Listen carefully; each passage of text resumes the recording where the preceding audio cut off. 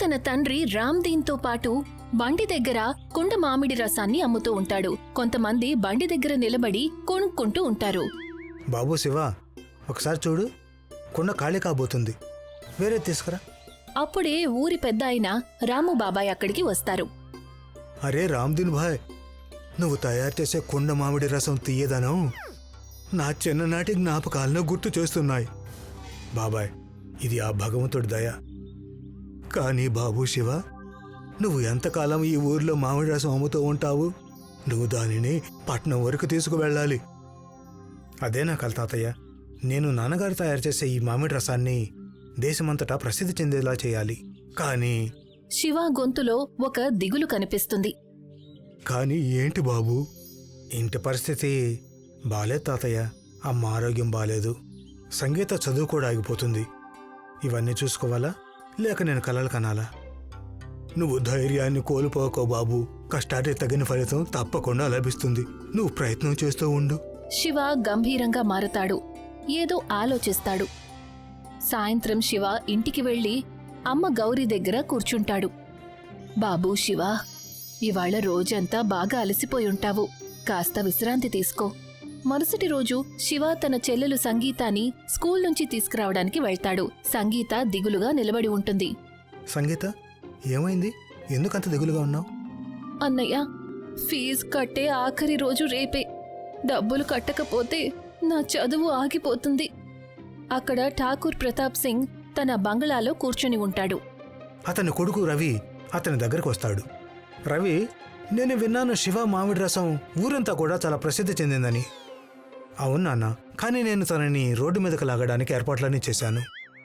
రేపు తన బండికి ఎలాంటి గతి పట్టిస్తాను అంటే మళ్ళీ తన దగ్గర నుంచి ఎవరూ మామిడి రసం కొనుక్కోవడానికి వెళ్లరు. మంచి పని చేశావు. పేదవాళ్లకి వాళ్ళ అర్హత ఏంటో తెలియాలి. మరుసటి రోజు ఉదయం శివ వ్యాపారాన్ని మొదలు పెడతాడు. రవి తన గూండాలతో వచ్చి బండి మీద దాడి చేయటం మొదలు పెడతాడు. రవి, నువ్వు అసలేం చేస్తున్నావు? కొంచెమైనా సిగ్గుపడు. శివ, నీ అర్హత నీకు తెలిసేలా చేస్తున్నాను. ఇక ఇప్పుడు నువ్వు పెద్ద పెద్ద కలలు కనడం ఆపేసేయి. శివ ఎంతో కోపంగా నిస్సహాయతతో రవిని చూస్తాడు. కాని తను ఏమీ చెయ్యలేడు. అందరూ భయపడి అక్కడ్నుంచి వెళ్లిపోతారు. శివ విరిగిపోయిన బండిని చూసి నిరాశ చెందుతాడు. బాబూ శివ, నువ్వింకేమీ మాట్లాడకయ్యా. ఠాకూర్తో శత్రుత్వం పెట్టుకోవటం అంత మంచిది కాదు. మనం పేదవాళ్ళం, గొప్పవాళ్లు మన పేదవాళ్ళని ఇలానే అణిచేస్తారు. నాన్న, మనం గనక ఇప్పుడు ఓట్లమని అంగీకరిస్తే ఎప్పుడు ఓడిపోతూనే ఉంటాం. నేను నా కలల గురించి పోరాడతాను, ఏదైనా సరే. ఆ రోజు రాత్రి రామ్దీన్ ఆరోగ్యం పాడవుతుంది. రామ్దీన్ వణికిపోతూ శివాని పిలిచి ఇలా అంటాడు. శివ బాబు, మన మామిడి రసం గురించి దూర దూరాలకు తీసుకువెళ్లడం నీ కల మాత్రమే కాదు, అది నా కల కూడా. రామ్దీన్ నెమ్మది నెమ్మదిగా కళ్ళు మూస్తాడు. శివ ఇంకా గౌరీ ప్రపంచం అక్కడే ఆగిపోతుంది. శివ తండ్రి ఆఖరి మాటలను మనసులో పెట్టుకుంటాడు. ఆ కల నిజం చెయ్యటమే తన జీవిత లక్ష్యం. కొన్ని రోజుల తర్వాత శివ తన బండిని సరిచేసుకుని మామిడి రసాన్ని అమ్ముతాడు. అప్పుడే పట్నం నుంచి వచ్చిన ఒక అమ్మాయి పారుల్ బండి దగ్గరికి వస్తుంది. అన్నా, నాకు ఒక మామిడి రసమివ్వు, చాలా అద్భుతంగా ఉంటుందట కదా. అవునక్క, ఖచ్చితంగా. ఇలాంటి మామిడి రసం నీకెక్కడా దొరకదు. రుచి చాలా అద్భుతంగా ఉంటుంది. శివ కుండలో మామిడి రసం వేసి పారుల్కిస్తాడు. పారుల్ దాన్ని రుచి చూస్తుంది.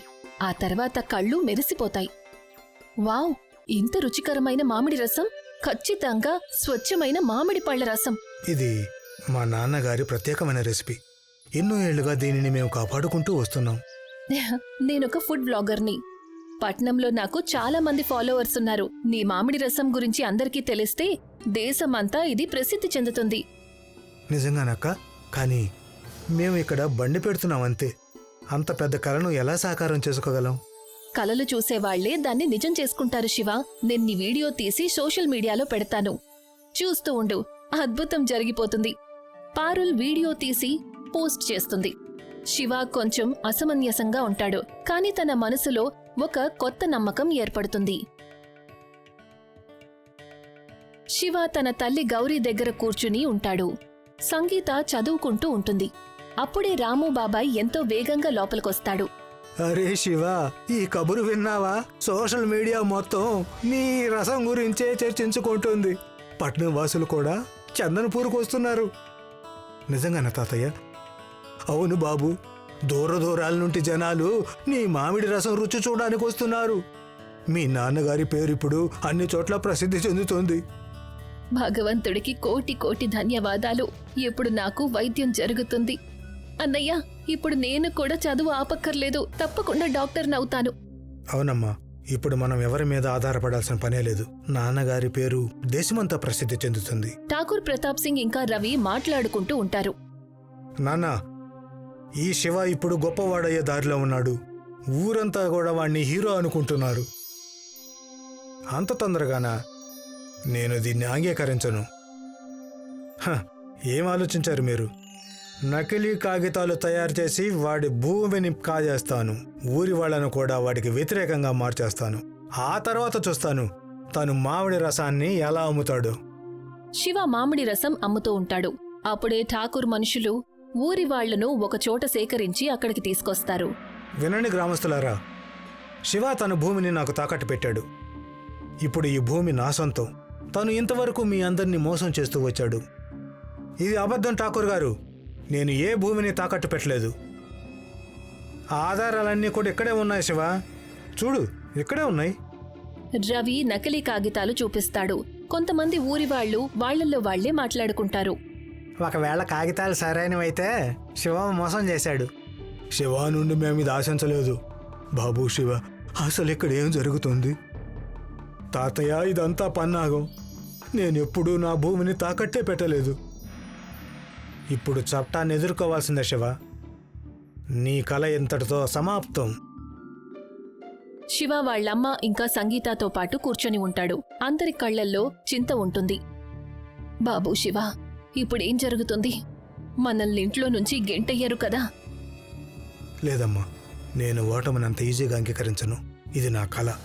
నాన్నగారి కష్టాన్ని నేను వృధాగా పోనివ్వను. నిజం తప్పకుండా గెలుస్తుంది. శివ దిగులుగా కూర్చుంటాడు. అప్పుడే ఊరి పెద్ద అయిన రమేష్ బాబాయ్ దగ్గరకొచ్చి కూర్చుంటారు. నువ్వేమీ ఒంటరి వాడు కాదు బాబు. ఊరి వాళ్ళు నీకు తోడుగా ఉన్నారు. ఒకవేళ మన అందరం గనక కలిసి ప్రయత్నిస్తే అప్పుడు ఠాకూర్ ఎన్ని పన్నాగాలేసినా గెలవలేడు. శివ రమేష్ బాబాయ్ మాటలకు ప్రేరణ తెచ్చుకుని ఊరి రైతులతో కలవడానికి వెళ్తాడు. అన్నలారా, అక్కలారా, మన మామిడి రసం కేవలం రుచి మాత్రమే కాదు, అది నా కష్టం, ఇంకా ఈ ఊరి గుర్తింపు. ఒకవేళ మనందరం గనక కలిసి పనిచేస్తే దీన్ని దేశమంతా ప్రసిద్ధి చెందేలా చేయొచ్చు. మీరందరూ నాకు తోడుగా ఉంటారా? మేము మీకు తోడుగా ఉంటాం శివ.